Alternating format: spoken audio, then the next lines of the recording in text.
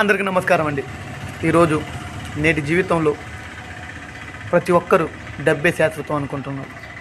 మన పూర్వీకులు దీనికన్నా అమూల్యమైన మాటలు మనకెన్నో అందించారు. తల్లి గర్భం నుండి ధనం తీసుకురాడేవాడు, వెళ్ళిపోయినాడు వెంటరాదు. లక్షాధికారైనా లవనన్నమే కానీ మెరుగు బంగారాన్ని మింగబోడు. విత్తమార్జన చేసి విర్రవేగుడే కానీ కూడబెట్టిన సొమ్ము కొడవలేడు. పొందుగా మరుగైన భూమి లోపల పెట్టి దాన ధర్మాలు లేక దాచి దాచి తుదకు దొంగరకైద్రో దొరలకైనో తేన జుట్టి గరువ తెరవులకు భూషణ వికాస శ్రీ ధర్మపుడి నివాస దుష్ట సంభార నరసింహ దురిత దూర.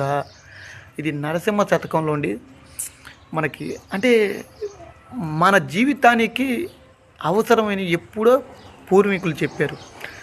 మానవ జీవితానికి కావాల్సింది మనుగడకి డబ్బులు కావబ్బా, అవసరానికి డబ్బులు.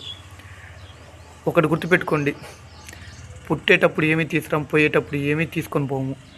ఇది అందరూ మనకు తెలుసు.